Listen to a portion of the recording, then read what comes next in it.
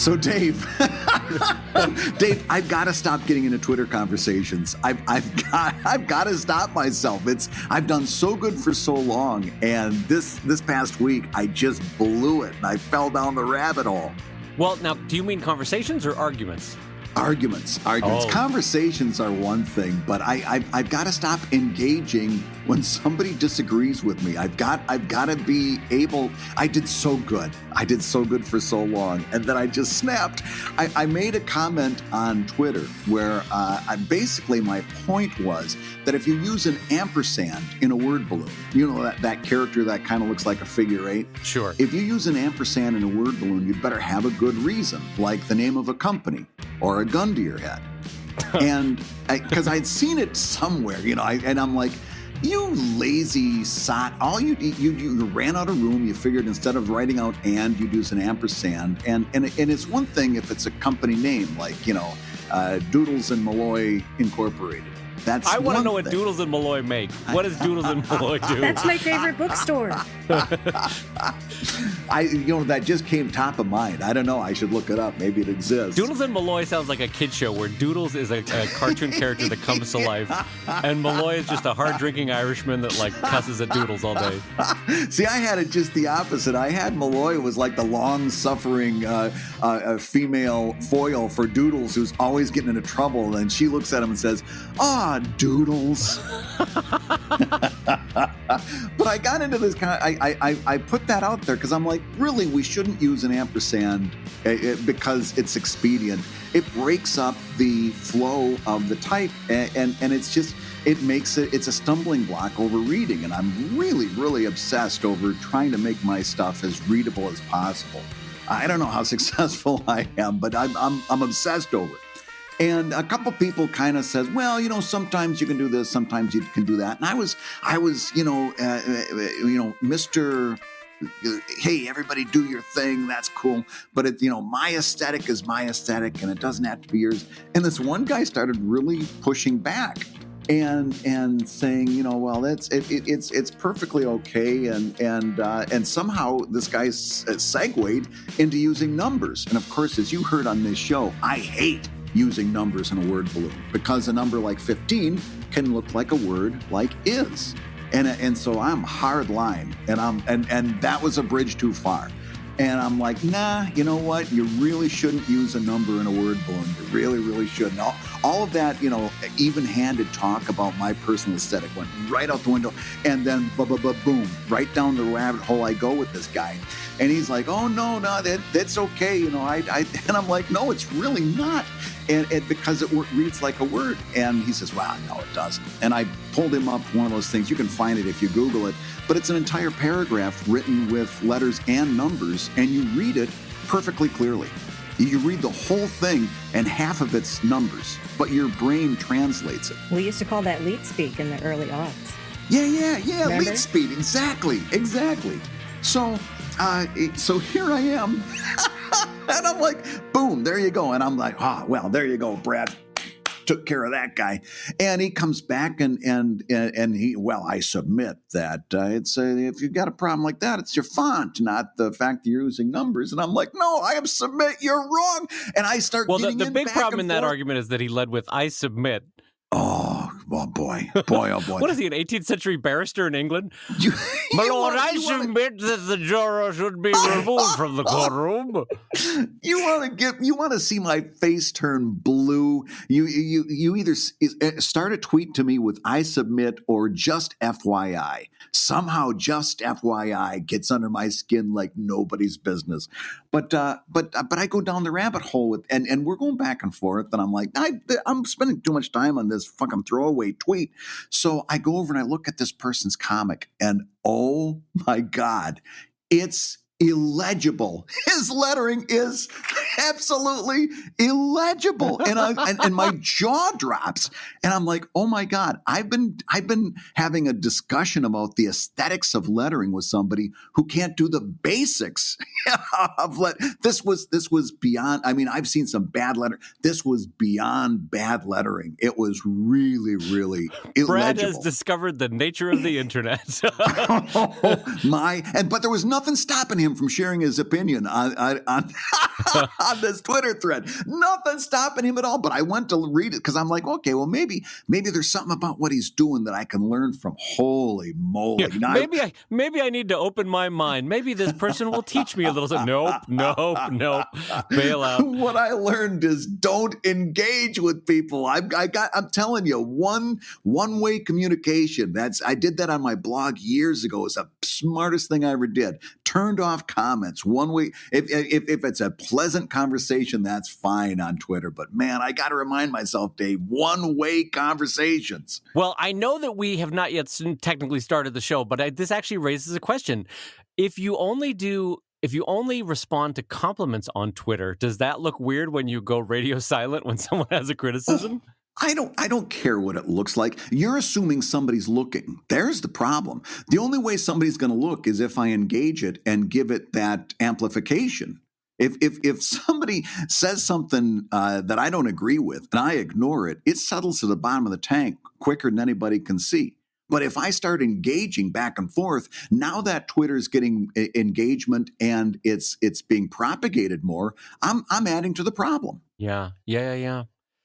Yeah, I guess you're right. Well, what's funny is when you were telling that story, by the way, I thought you were going to say, so I went to a site. Turns out his name is John Ampersand. He's the son of the guy that invented ampersand. Sir, when my father in 1910 invented the ampersand, I'll have you know he worked his ass off to get that onto every standard American keyboard. Oh, there's actually a story. I'm not going to do it justice because I haven't reviewed it, and I'll get the details wrong. But go and look up the etymology of an ampersand. It actually stands for and per se, and I think. But the way it came in, it actually stands for an et in Latin, et. But It's really interesting what the etymology is. I will go look that up. But before I do that, I'm going to say hi, everybody, and welcome to Comic Lab, the show about etymology and making comics. And etymology and making a living from comics. I'm Brad Geiger, editor of webcomics.com and cartoonist of Heberling. And I'm his friend Dave Kellett, cartoonist of Drive and Sheldon and co-director of Stripped. And this week's Hour of Comics Advice is made possible by your support at patreon.com/comiclab. And Bradley J., who is that third delightful voice I hear in the background? Oh, man, I am so excited about this because this is somebody that we wanted to have on the show for a long time. And it doesn't hurt that she's one of my favorite people in the whole entire world. We are joined today by the wonderful Alex Heberling. Aw, you guys. You can check out now. Listen, Alex has been doing this for an awful long time. So if you want to get into all things Alex, you got some reading ahead of you. But the best place to go is alexheberling.com, and that's ALEX, just like it sounds. Heberling is HEBERLING. And there you can jump to her wonderful comic called The Hues, Post-Apocalyptic Magical Girls, as well as some of her older projects like Alex's Guide to a Well-Lived Life, Garanos, The Shepherd, Corner on Main, tons of good stuff. And I'm telling you, tons of really solid art, compelling writing. You're going to really enjoy this. And if you haven't gotten enough yet, she also is the colorist of Heberling. So she makes me look good every week. And Alex, where are you hailing from today? I always like to know physically where somebody is geographically. At the moment, I'm in Toledo, Ohio. Toledo, Ohio. Yep, home that's of, where I'm from. What's his name from MASH? What's his name? Jamie I'm Farr. blanking. Jamie Farr, Klinger. Klinger, there we go. Wow. Yep. We love our Jamie Farr. Isn't that amazing that 40 years on, people are still like, Klinger. That's like one of Toledo's 5 claims to fame. So we milk that for all it's worth. The other 2 is a pig fat rendering plant, a paper mill, and what are the other 2? I forget. Glass and Tony Pacos. What was the name of the minor league team that? The Mud Hens. Oh, the Mud Hens. Yeah. Toledo Mud Hens. I joke about the pig fat rendering because when I lived in South Bend, there was a paper rendering plant down the street, and when the wind shifted and that thing blew towards South Bend, good God, it smelled like the apocalypse was upon you. Yeah, there was a cardboard manufacturing place down in Conshohocken, Ohio, where Carolyn got Conshohocken? Conshohocken. That's an amazing name. That's really pretty in a way. It was, Carolyn got a job interview down there. That sounds like it's around Akron, Cleveland. And we're going down there for a job interview, and she gets out of the job interview, comes out to the car, and immediately hurls in the parking lot because the smell was so bad. It just, like you said, the wind shifted and it came downwind from the factory, and it was a foul smell. Yeah, I guess the kids at home are like, Dad's home from the plant. He hasn't pulled up from the driveway yet. He'll be here in a second. I can smell him coming. Now, listen, Alex, I've mentioned that among your many skills, you are a fantastic and deft colorist. And the thing I got to kind of tell you about is you're going to have to take it easy when you're talking about color. Because Dave over there is colorblind, so you got to keep right. your words really simple if you're going to talk about color. Keep your words simple. Yeah, you got to you like explain it like you're like to a 5-year-old. Like just use like red, green. If you start saying chartreuse and mauve, he's gonna overheat. Oh, wait till we start talking about musicals. I like the idea that like Alex, his English no good. Use small words. He colorblind. He not understand wavelength. Me simple caveman from past. Me no understand Photoshop color picker. It is true though, Brad. You know, I was going to be like aggrieved when you first said you've got to be careful in your word choice, but you did say chartreuse, and I actually have no idea what chartreuse is. It's a shade of yellow green. Yep, that's what I was going to say. Shade of yellow green. So, so yes. So let me ask you this, because when did you first find that you had the bug for cartooning? It's fun to start there. Was it grade school? Was it high school? Oh gosh, probably like junior high school. And was it like comics for you and your friends, or were you secretly hiding them away and didn't tell anybody? It was anime. Oh, it was anime. Really? Yes, it was Sailor Moon, to be specific. Oh, wow. Yeah, I can totally see that influence in your work. Back in 98, it started airing on Cartoon Network, and that was when I started junior high. If you could travel back in time to the first time you saw Sailor Moon, did your eyes get really, really wide when you first saw that intro and you're like, what is this? I want to watch this. Actually, I didn't see it until the first commercial break because I was watching Pop-Up Video on VH1. Oh, really? Yes. Remember that show? Wow, all three of us just aged ourselves right there. That was great. I remember it well. It was on a commercial, and so I flipped over to Cartoon Network to see what was on, and it was Sailor Moon. I'm like, what's this? Ooh, it's like girl Power Rangers.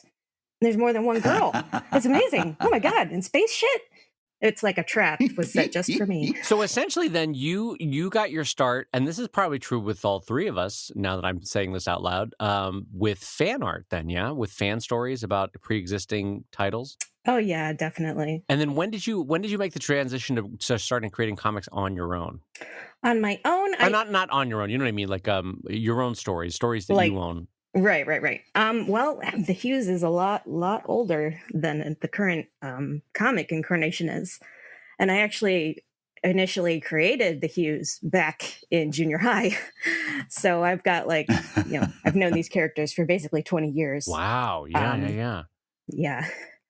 And for a long time, I didn't know if I was going to do anything with it. And then about 5 years ago, I was like, screw it. I'm going to do it. It's going to be fun. Well, fantastic. Well, listen, Alex, since you're here, we've got a few questions from our $5 Patreon backers. And since you've got a deep, deep history in webcomics, we'd like to hear your encouragement along with ours on some of these questions. What do you think? Okay. All right. I said encouragement because the first question is about discouragement. The first question will make us want to put our head into a mud bucket. Yes, exactly.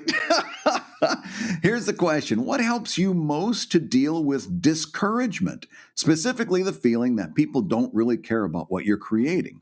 I realize that creating and getting good at webcomics is a long game, and I'm willing to put in the time and effort it requires. See, these question askers, they know what we're going to say, so they try to circumvent us. I know what you're going to say. It's a marathon, not a sprint, but really, I want you to answer my question. But he goes on to say, but sometimes it's just a little hard to pour so much of myself into a project and then get nothing back but the sound of crickets. Any tips for staying motivated while I'm working on something and gradually getting better? And I ask you, Alex Heberling, what would you say to this cartoonist? I'm going to say that silence might last a lot longer than you might think. So you need to get like support and encouragement from like your peers. Oh, that's a great point. Yeah. Yeah. Because I've still got a relatively small following. I've got like maybe a dozen or so like regular people that interact with me, but for the most part, the rest of my audience doesn't engage very much. That could be for many reasons, but whatever. So yeah, you can't always depend on the adulation of the masses to get you through those tough times. And for you, the support in your personal life, either peer group or family or friends, what does that mean to you? Do you run them by them before they go public, or do you check in every couple of months or a couple of weeks and say like, "Hey, how's it going?" Or what does it mean to you to have that peer group or family support? Usually just kind of checking in every few months. I've been doing this so long that, the silence doesn't bother me. Right. Yeah, I think silence is a great way to describe what you'll feel in those growing years, and sometimes even in the established years, where because it's like having done some stand-up comedy and some improv. It's interesting how you can literally read a room. You know when you're failing because it goes silent, or there's awkward coughs, or that kind of thing. And you know Mhm. when you're hitting because you're getting a laugh, or people are leaning forward, or it gets a different kind of silence where people are hushing their breathing, because they're listening so closely. And the problem with working Yeah. online is you get none of those interpersonal human to human signals that lets you know I'm Yes, listening. I'm yes. quiet, but I am listening. And you Yeah. just have to have certain truth, a certain faith that that even in those silent moments, people are reading, they are taking it in, and your audience hopefully is growing. Brad, what do you think? Well, there's a couple of things that's worth talking about there, but the first one is just verifying what you two have said. So we look at some people that have a certain type of audience that's very vociferous and very actively engaged, and we tend to measure ourselves against them. And I'll second what Alex said. My audience has always been there. They've always been somewhat supportive, depending on what I was putting out. But my audience has never been particularly loud. They've never been particularly engaged to the point where like they wanted to discuss the comic on my blog or on social media or something like that. They really were never interested in that so much. But when a book came out, when it was time to kickstart the book, they were there. And so I think sometimes I would say not to get too upset if you're not getting that kind of response, because it might just be that you've got a quiet audience, but an audience Right. nonetheless. Now, the second point is, of course, if you're getting 0 page views and you've got very little traction on social media, that's telling you that it's not a quiet audience. It's a non-existent audience, and that's a bigger problem. That's telling you that what you're doing just isn't hitting, and then you've got another decision to make, whether you and I'm telling you, there are two perfectly valid choices. One is I'm going to keep working at this and getting better, and the other is maybe I'm going to try something else and see what the reaction is to that. It doesn't mean that you've been defeated. It means that you'll take whatever you learned doing comics into the next thing that you do and apply it. And that was a worthwhile Right. exercise. So I hate to see people banging their head against the wall when it's like, nah, you know what? This isn't the thing for you. You should take what you learned onto something else.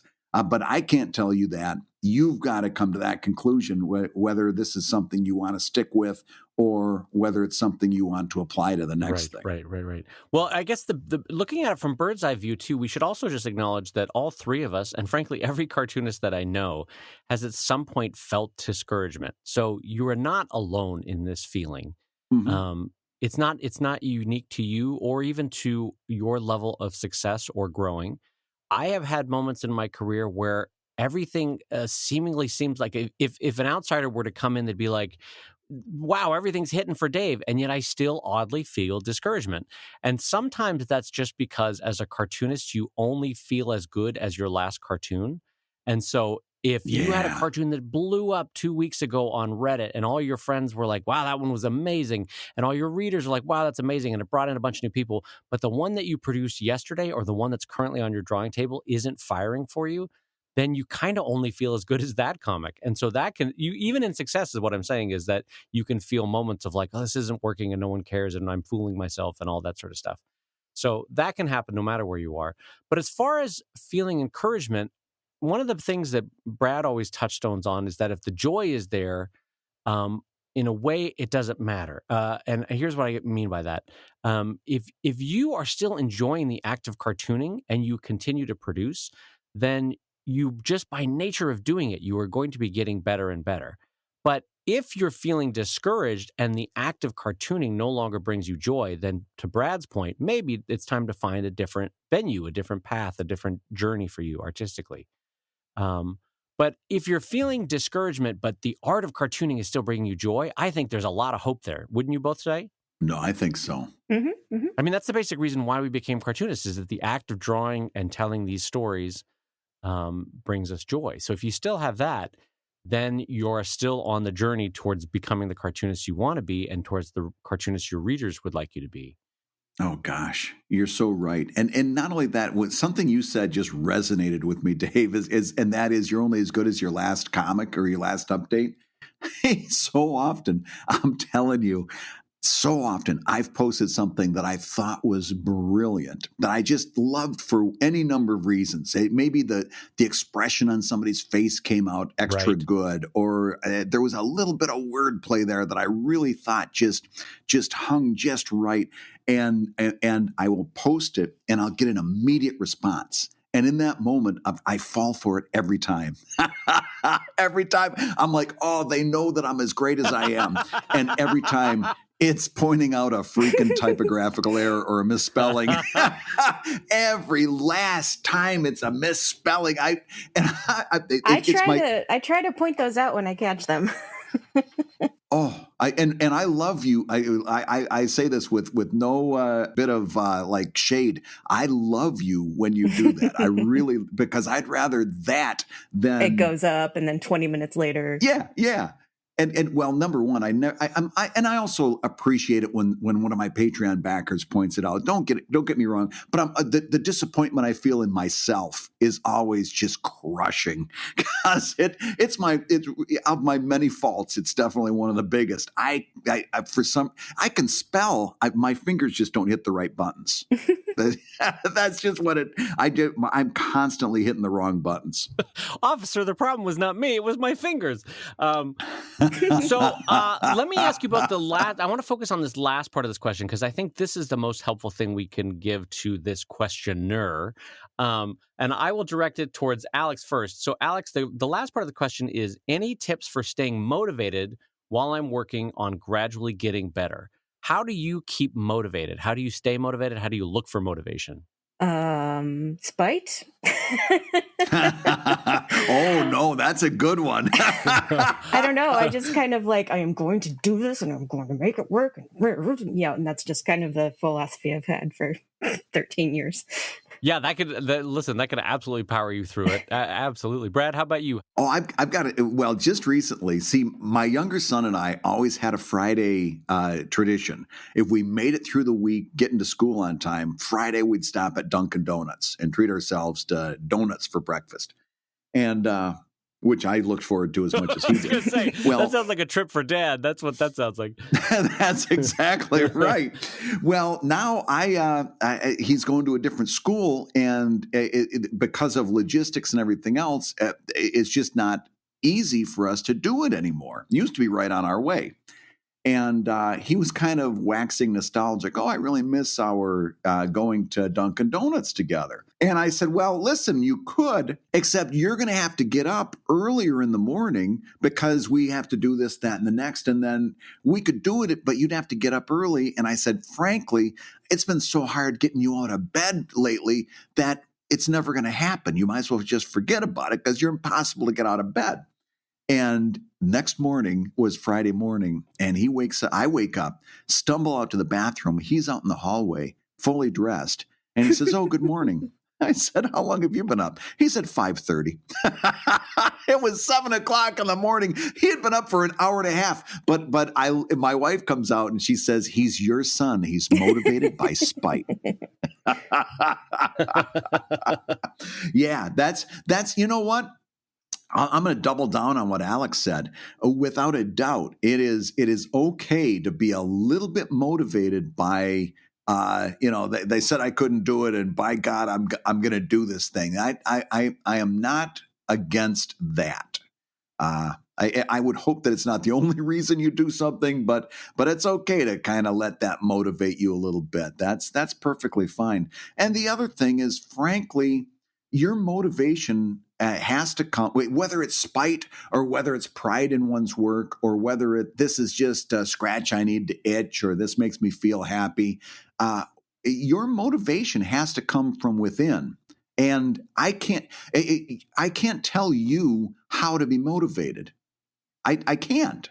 It's impossible. I can't tell you how to be motivated any more than I can tell you how to be happy or how to be angry. I can't tell you how to be any emotion or anything that happens. You can tell me, Brad. You can tell me how to be angry. I can't tell you. I can tell you something that'll make you angry.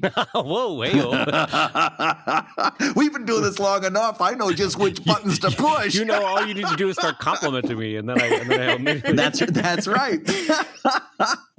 No, but I can't tell you how to be happy, and I can't tell you how to be motivated. That's got to come from within. Do you think, Dave? Well, no, yes, I do agree with you broadly, but I will say specifically one way that I find to get it's Bradley. What's that? It's Bradley. It's Bradley. Well, Bradley. Well, you said broadly. It's Bradley. You jerk.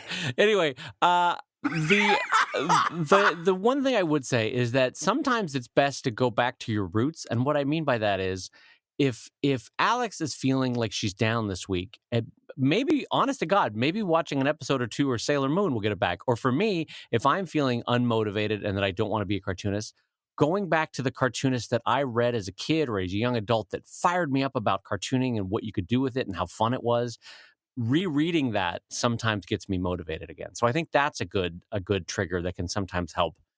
And then, frankly, a goal list. We've talked about this before, Brad, but I have a 5-year, a 2-year, and a 6-month goal list.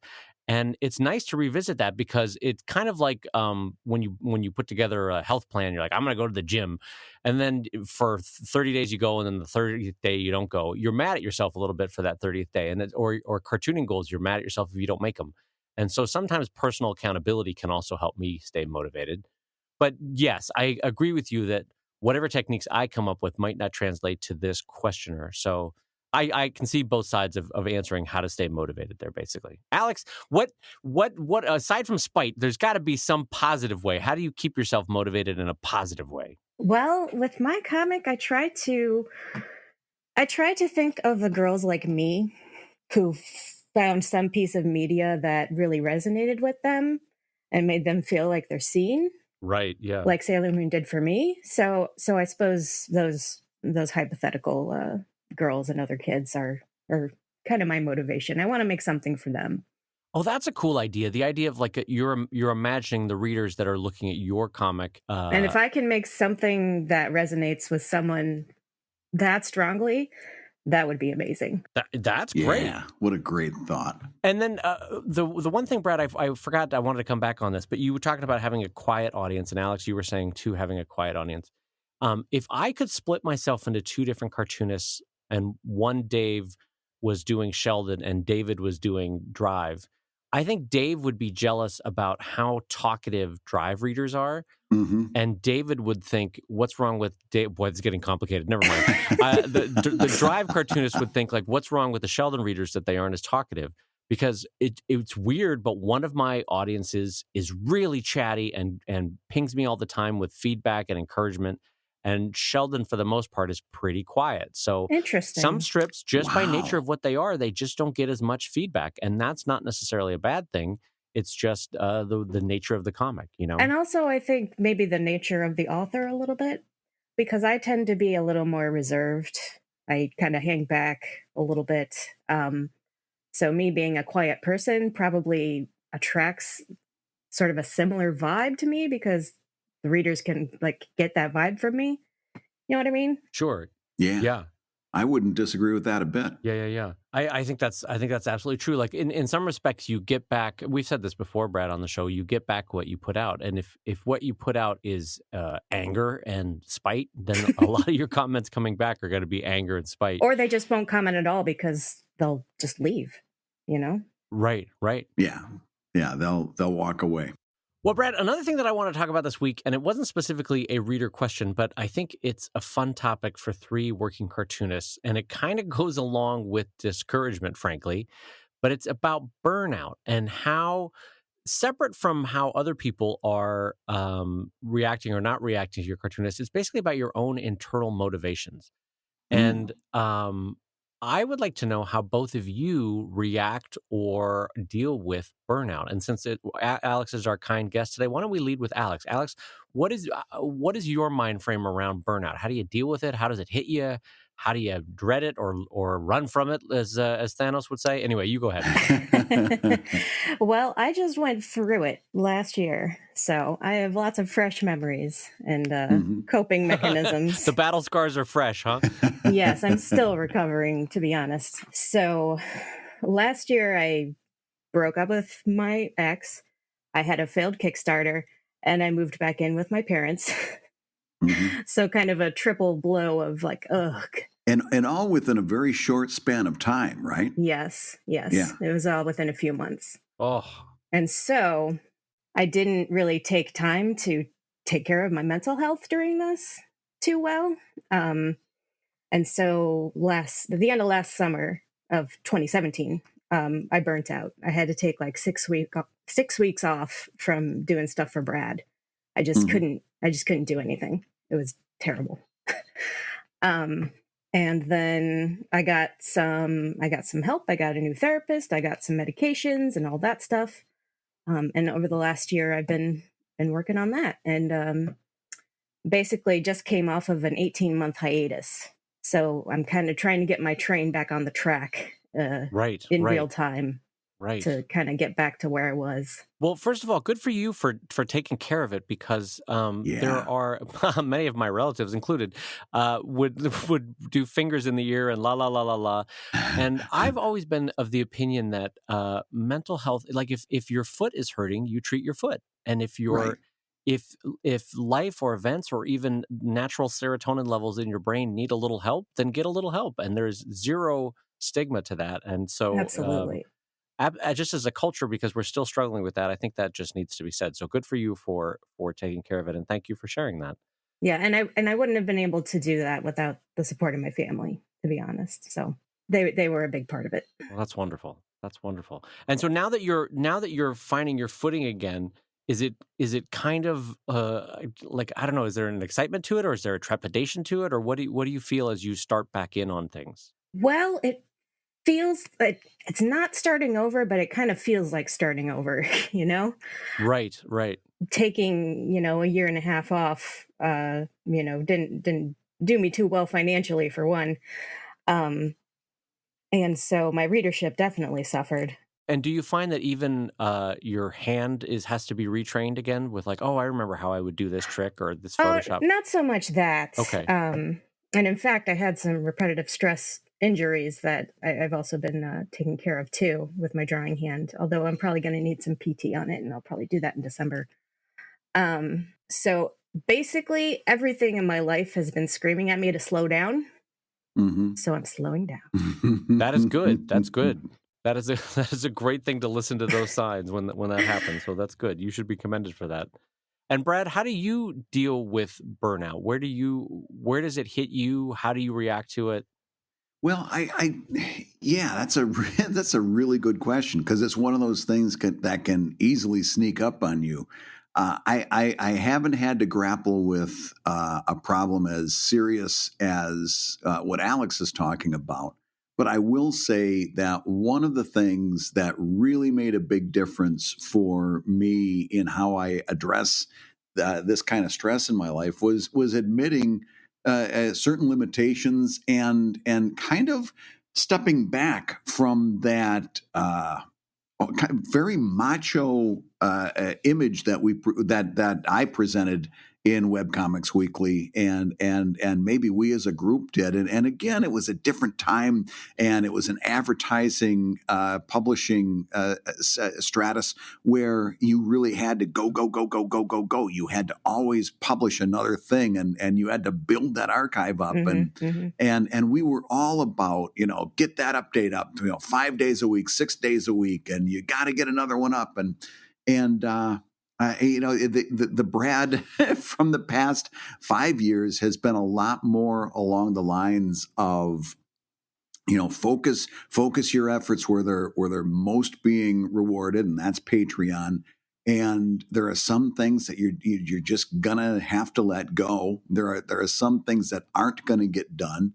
And things like taking a couple of weeks off in the summer, where I just said, "Yeah, I'm gonna post a bunch of best of stuff and post some stuff that had previously been Patreon exclusive and use that just to kind of keep people tuned in, but not really worry so much about what's going to happen. And I'll be doing that in December as well. I'm going to take a couple weeks off in December and just enjoy the family. And I think you've got to give yourself the go ahead, give yourself the okay to do a little self-care from time to time, to say, okay, I need to take a step back. Right. The internet will still be there when you get back. Yeah, exactly. Yeah. And it's going to be the same dumpster fire it was when you left. Exactly. But that's and also all of the relationships that you built are going to be there. When Alex got in touch with me and she said, "Listen, I need to step away for a little bit," I said, "I get it. That's fine. Let me know when you're ready to come back." And that's it. That was the end of the conversation. Yeah, I don't need to know more than that. I to the extent that unless you want to talk about it, but I'm not going to pressure you and say, well, there you got to give me this reason, that reason. No, forget about it. I get somebody who's saying I need to take a step away from this thing for a little bit. Right. That's great. Right. And in Alex's case, her work was so good. I was like, just let me know when you're ready to come back. That's all I need to know. And I was so thrilled when that day did come, because I value her work immensely. And a lot of if you are an if you're an Evil Ink reader, you feel the same way. I know you do. Yeah. Oh, yeah. Well, and Brad, speaking onto that earlier phase in our life where we treated it, and you're right to use the phrase macho. There was almost something macho about it, like I can do anything. Who cares if I'm not getting sleep? You don't need sleep. Yeah. Who cares if I'm not taking care of my health? This thing needs to get done, and so by God, it's going to get done. And for me, the humbling point, the burnout came when I was a new dad, and my wife's career has kind of 6 months where things go fallow and she's very available and life is delightful. And then 6 months where literally I'm single dadding it, where I just don't see her. She's so busy. And so there came kind of a mental switch from, frankly, a boyhood, Dave, of like, I can do anything. I don't need to sleep. I don't need to eat. I don't need to go to the gym. I can just, I'm a machine of cartooning. To a person in their 30s who was more of, all I can do is all I can do, and that's okay. And that sounds like it was an easy switch, but for me, it was really hard. And frankly, it took burnout where nothing was being created for me to go, well, at least try to do one this week while you're taking care of the kids, or at least try to do something. Exactly. And it's a resetting of expectations and frankly, being kinder to myself. Because I had set such a goal since I was a kid of like, I'm going to be a cartoonist, blah, blah, blah, blah, blah, that once I started to get it, it was this unrelenting and unforgiving state where I wouldn't listen to what my body was telling me. I wouldn't listen to what my mind was telling me, that I needed to sleep or I needed to eat or I needed to be social, because by God, I was going to be a cartoonist. Mm-hmm. And the counter argument is, well, then you got a cartooning career. Yeah, true. But it took basically a stage of burnout as a new dad, getting zero sleep on someone else's schedule who's tiny, and saying, okay, all I can do is all I can do, and that's okay. So that was my burnout. Yeah, I basically went through the same journey because the pace that I was working at before, before the breakup and the move and all that other stuff was not sustainable. And regardless of whether all that stuff happened or not, I was probably heading for burnout in any case. Right, right. God, the phrase "not sustainable" is super true, Alex. Yeah, you're right. It's like Yeah. when you're in it, you're like, I can keep this going. I was trying to do 3 full comic pages a week. Oh, Monday, Wednesday, Friday. Monday, Wednesday, Friday. What are you, a Marvel artist in the 70s? What's going on? Monday, there? Wednesday, Friday. Monday, Wednesday, Friday, Brad. I need to be a webcomic artist. Oh my God. Yeah. Yeah. Well, you know what I'm sitting here thinking, listening to the three of us, is that we might need part of this might be that what we are identifying as burnout just might. I mean, okay. Let me frame this correctly. Burnout might be a natural part of the creative process, in that you might get to that point naturally along the way, and that it can be a bad thing if like what you guys were talking about, you're pushing yourself too hard, you're pushing your stability too hard. But on the other hand, it might just be that we need to come up with a better word for burnout so that it's not a negative thing. You know what I'm trying to say here? We might need to accept that sometimes we need these periods of self-care and quiet, and that if we call it burnout, it's a failure. Right. It's a negative thing. We might need to start thinking about this in a different way so that we don't push ourselves past self-care so far, and we say, okay, I'm in whatever that word is, I'm in this zone now. I need to take it easy for a little bit so you don't push it to the extent that it becomes a health crisis. I think one helpful way to reframe it is that when we're all at our most hard charging point, when Alex was producing 3 full color pages a week, when I was doing Sheldon and Drive and Stripped and all the other projects that I was working on at the time, when Brad was doing a bunch of stuff, we thought of ourselves as a machine, like we're churning it out. That was sort of our mental framework.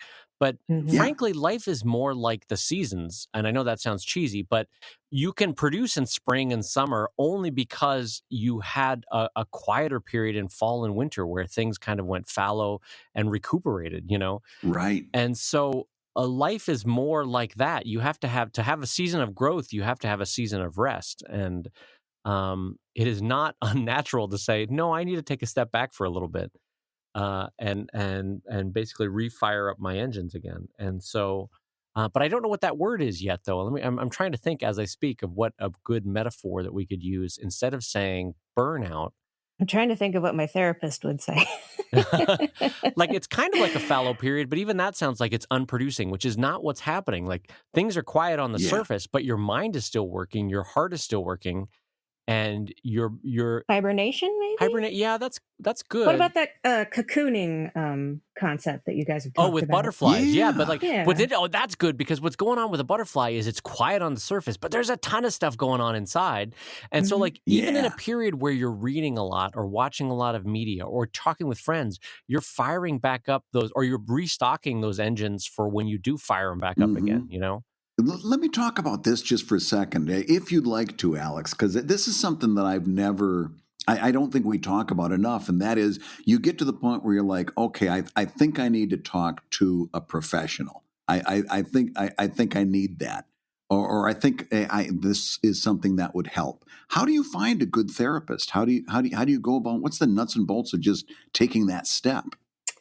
Well, for me, when I first went back to therapy about 2 years ago, I just I was like, okay, I don't care. I just need to go to a therapist. It doesn't matter who it is at this point. Right. And so I basically just went down the list of nearby psychologists on my provider's website.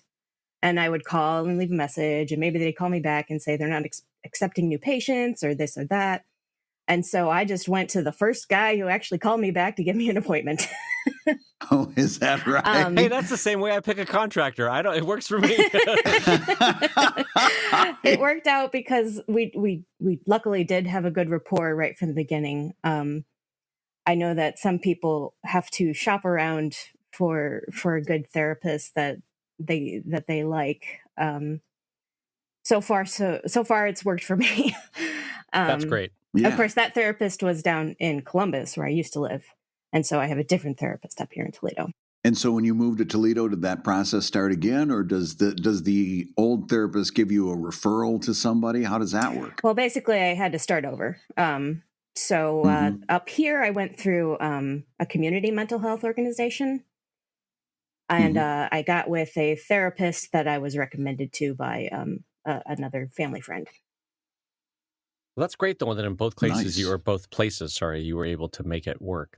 That's fantastic. Yeah, and I couldn't have done any of this without the therapy. Yeah, I think there's nothing wrong with that, in the same way that, like, when I had problems with my kidney, it's not like I'm going to fix the kidney by myself. You know, you go to a doctor Right. for it, and so I know I keep coming back to other physical ailments, but I think it's weird that our society puts some odd stigma on it when there's nothing to be stigmatized about that. I think it's a totally natural and healthy thing to seek out the help of other humans when you're in a moment, you know? Mm-hmm. Well, I'll tell you what, we've still got a little bit of time, you two, and we've got another very intriguing Patreon question. Would you like Let's to tackle it? Sure. All right. So here's one, and it's similar to one we've got in the past, but it takes a little turn. So don't get thrown by there. Takes a little turn. Dave and Brad, I've killed a man. Plot twist. He was my grandfather. I'm in a lot of trouble. I'm currently setting up a weekly comic, and I'm trying to make about 10 pages before I post anything, so I have a reserve. Before I post the actual comic, I want to do a few teaser posters with things like "coming soon" on them. About how soon before I post the actual comic should I start posting these teasers? I ask you, Alex Heberling. I don't know. I'd probably do like a week or two. Mm-hmm. Like make a tweet every day. And where would you post them? Stuff like that I would do on Twitter, like to get the hype up and stuff like that. David, what do you think? Yeah, I would agree that Twitter or Instagram, like little quick hits, would be a good one to do. But I'm going to take a little what's the word? Contrapositive? I don't know. I'm going to take a contrarian. You're going to be a contrarian over there? Is contrapositive a word? Did I make that up, or is that a real word? I'm going to look that up later. later. I think you made that up. I think I made that up. Anyway, I'm gonna like take a slightly contrarian view, which is that the reason that movie and large budget media put out coming soon stuff is that there's a whole network and system of theaters and distribution that are in place that need you to hit that movie right away when it first comes out, or that TV show right away when it first comes out. Yes. And so coming soons are really important for that that system of media distribution. But comics, especially web comics, are different. And so I would actually argue that coming soon doesn't gain you anything, because to Brad's longstanding point, this is a marathon, not a sprint. And you don't need to hit, or you don't need to be out of that gate at 1,000 miles an hour. You can be out of that gate at a trot, and that's totally fine. Because if you keep in mind that it's a marathon, not a sprint, you don't need to build anticipation for the first days or the first weeks of the comic. Frankly, you might even be wasting your time because it's the body of work, it's the comic itself that's going to gain you an audience, not a coming soon poster. Brad Geiger, what do you think of that contrarian or contrapositive opinion, if that's a real word? I couldn't agree with you contrarily more. I think it's I'll go so far as I think it's a bad idea because think about the effect that this is going to have on social media. You're going to put up a and this goes back to what we talked about just last week about somebody who said, "Oh, I hit fool's gold because I went on social media and I had 300,000 page views, but no traffic to my site." And then we come to find out that he didn't have a hyperlink back to his site. He was expecting people to type in manually the URL. This is the same exact thing. In that, let's say number one, you actually succeed in coming up with a really good coming soon image that is compelling instead of confusing and really makes me want to read this thing. Your best case scenario is I want to read this thing and I'm thwarted because it's not there yet. And I'm disappointed in the moment. That's your best case scenario. Your worst case scenario is I click over and there's nothing there and I'm confused. Or another worst case scenario, there's no link at all. It's just coming soon. Who knows where or how? And that's not how readers today, in today's socially media driven internet, that's not how they consume content anyway. Right? They're not, nobody's bookmarking pages. Somebody just the other day said, oh my God, Evil Link. I haven't read that strip in years. Ever since my RSS aggregator went up, I don't read any webcomics anymore, hardly. Right? We need to talk about sometime how RSS really thwarted a lot of webcomics reading. But they don't read like they used to. It's not bookmarks. It's not RSS readers. It's not any of that stuff. And so this coming soon type of thing is really wasted effort. I would put much more effort in making those 10 pages killer, making sure that there's a narrative hook somewhere in the first few pages of that 10 pages, and making sure that this is the best 10 pages. And then I would put all 10 pages up in a block so that the first impulse of somebody reading your stuff, they get to that narrative hook and then they're hooked. Right. I wouldn't waste time with coming soon. And it was one of the first things I learned in social media in promoting. Never promote something that's not there yet. Yeah. Because your best case scenario is people start to get excited and it's not there. And people don't wait for content like they used to on the web. I don't want to know that something's coming next week. I want to have it now. But next week, the way algorithms work, next week, I might not even get your message. Yeah, that's true. Well, to Alex's original point, and I think I'm realizing that I'm guilty of this. With certain drive things, I didn't draw anything special. By the way, I think that's a dumb idea. Don't draw any posters or any coming soon. Don't draw anything new. But I think if it takes you 30 seconds to generate something in Photoshop based on an existing panel from a comic that's coming next week, I think maybe there's an argument to be made for that. To Alex's point, you could share that on Twitter and Instagram and stuff. And I'm realizing that I'm saying that because I did that with some drive stuff. So I think that that's natural and normal. So since you did it, now it's okay? I will be honest. So here was my point, is that if looking back on it, did that gain any additional readers or any additional interest? Probably not. But here's what it did. What I was doing was salving my own excitement for the project. And if I'm honest about it, it didn't do anything to help the project. It was only me going, boy, I want other people to be as excited as I am about next week, you know? Now, I'll take that and I'll throw it on its end. One thing I do, and I recommend strongly, and it falls under this same thing, is doing previews for your Patreon backers, because now they're locked into your content stream, or at least they should be, and you're working to keep them locked in. And so I will post sketches of work that they're going to see in final art, but I'll put my pencils up, I'll put my sketches up, and say, and group them together. I'll say, here's a few images from some commissions I'm working on. Here's a few panels from an After Dark page that I'm working on. That kind of stuff is future implied content. And we talked about on the show a little while ago. And that actually, Patreon has shown that stuff keeps Patreon pledgers hanging on month after month after month, because they've got future implied value coming through. So in that respect, if you want to do that, now that's a completely different deal. Putting sketches up to say this is what's coming soon keeps those pledgers hanging on, and they are they're already locked into your content feed, so you don't have to worry about the next one missing them. That I would say I would go great guns in doing. But the other one, no, I don't have a lot of use for. Do you agree? I do. I want to ask Alex a question related to the way you just described that, Brad. So because comics for Patreon, they're locked in, they're ready to go. But what about this, Alex? What if a coming soon for the one thing in comics that does have a time limit, like movies and TV on it? What if for your Kickstarter you do a coming soon? Oh, absolutely. I do that. I think, yeah, especially if this is not the question asker's first project, I would say it's perfectly kosher to, make those kind of little promo images and coming soon to hype up, the followers that you do have and sort of Right. get that excitement going with them. Yeah, that's interesting. I'm with Alex on that. I'm not as against the idea of doing some coming soon type promotions for a Kickstarter for something that has a limited time frame. That might be the missing component here. Yeah, and since you both were in agreement on that point, I want to point out that I see you both agreeing on using question asker rather than questioner. I see you both.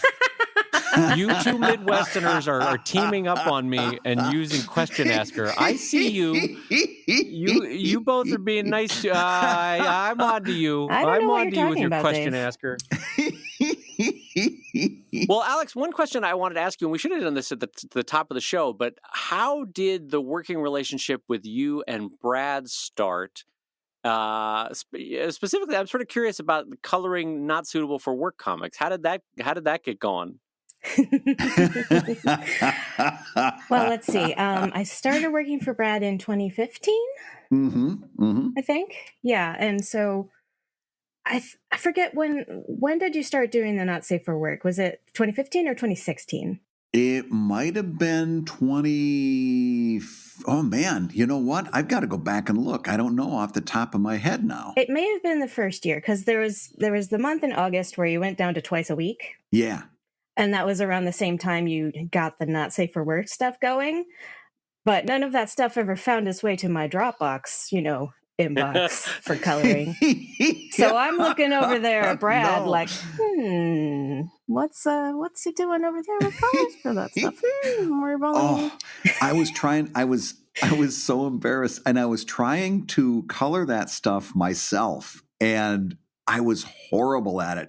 Yeah, and I'm looking back. Alex, you had to have joined me earlier than 2016 because I started Not Safe for Work in 2015, and you had been with me for a while at that point. Okay, yeah, so it was the first year. But I'm sort of curious about the specific conversation of how two Midwesterners navigated around the idea that sex exists. I just want to know how did that... Go ahead, Alex. Brad, give him the true story. Well, unlike Brad, I'm not an ex-Catholic or anything like that, so I don't have quite as many hangups. But the phone call, it started with like a text, like, so Brad, how you coloring that stuff that you're doing for Patreon? What's going on with that? And he's like, okay, do you have time for phone call? And Brad immediately blushing on the other end of the phone, of that text. I think what I asked was, when do you think we're going to go back to 5 days a week? Yeah, because it had just been twice a week for about a month, and I'm like, hey, I'm making less money now.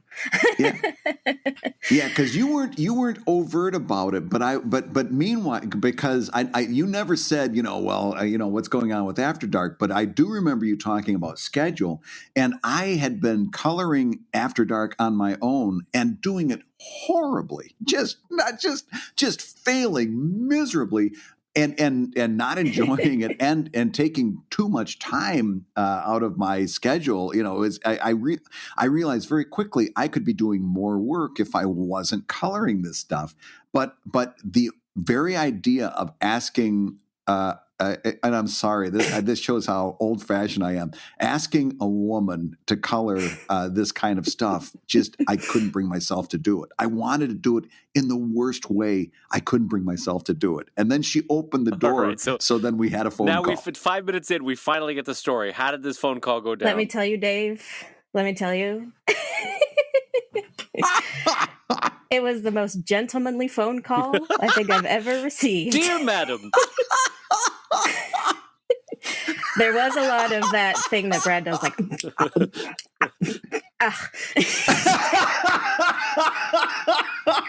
Oh, I didn't know. I might have had a script written down in front of me. Brad, this is like 14-year-old Brad about to call a girl to ask her on a date, just like has all the pre-scripted responses written on a notepad. Oh, Brad. Yes. Oh, Brad. Oh, my heart. Oh, and the same the same feeling of the 15-year-old Brad, because I was absolutely certain that I would not only get rejected, but rejected in a horrified way. Like, I can't even believe you're asking me to go to the prom. So yeah, we did talk about it, and we agreed to like a rate and stuff like that. And so then he started sending me the naked people to color. The naked people. Oh, and then I get that first comic, and it's just head and shoulders above anything I've ever done. And the Patreon backers went nuts over it. It was glorious. She did a wonderful job and has ever since. I do wish I could see patron comments on the After Dark stuff. That's unfortunate. Yeah, we got to get away. Dave and I are going to PatreCon in a few days, and I want to ask about getting like an admin set up so you could have a view at that, like an admin level. Well, there is not to jump topics, but last year at the PatreCon that I went to, that was a big topic for a lot of people that have 1, 2, 3, 4 employees. It's like, hey, I need my employees to be able to do shipping, or hey, I need my employees to be able to answer as though they're me, or hey, I need my employees to comment as though they're me. We need an administrative login or something. And so I know that they're working on that. So yeah, we can definitely follow up on how to get Alex the ability to log in without paying Brad $10 a month. Right. That's right. I have to tell you both, though, I would pay good money to hear that phone conversation with Brad Fumpering. That would be chef's kiss. Oh. That would be amazing. It was precious. Dave, you know how like your face gets hot because you're blushing so hard and you can feel the heat radiating off of it. I'm pacing back and forth in my studio as I'm talking and stuttering up a storm because, like I said, I'm just certain that I'm going to be offensive. It was horrible. And on the other end, Alex is going, "Oh, this poor man with Tourette's. What? He just." It's okay, Brad. It's okay. Yeah, and it was, it's you can tell. Listen, there's very few people that I trust as much as I trust Alex Heberling because she could very easily she could say, "Oh my God, you're a horrible person," and I would hear that and just crumble. So she holds my ego in her hand every week in and week out. I've never had this much power before. You can crush him. I'm like that somebody on Street Fighter 2. Crush him! Oh, my goodness, yes. Finish him. Oh, yeah, not Street Fighter 2. What game am I thinking of? What was that old game in the 90s? Mortal Kombat. There you go. Mortal Kombat, yeah. You can yank Brad's spine out. There you go. Well, that sounds like a fantastic time for me to say this. You've been listening to Comic Lab, the show about making comics and making a living from comics. Your hosts have been the ever-delightful Brad Geiger, the editor of webcomics.com and the cartoonist of Evil Inc. at evil-comic.com. And Dave Kellett, co-director of Stripped and cartoonist of Sheldon at sheldoncomics.com and Drive at drivecomic.com, along with our special guest, cartoonist extraordinaire and Evil Inc. colorist Alex Heberling. You can check out Alex's work at alexheberling.com. Be sure to read the hues. It is fantastic. And, of course, the Comic Lab theme song is used with permission from Andy Creighton at theworldrecord.net. And this episode was edited by Matt Woodard of Woodsong Productions at www.woodsong.media. Comic Lab is made possible by your support on patreon.com/Comic Lab, so we'll go ahead and say that twice. Patreon.com/Comic Lab.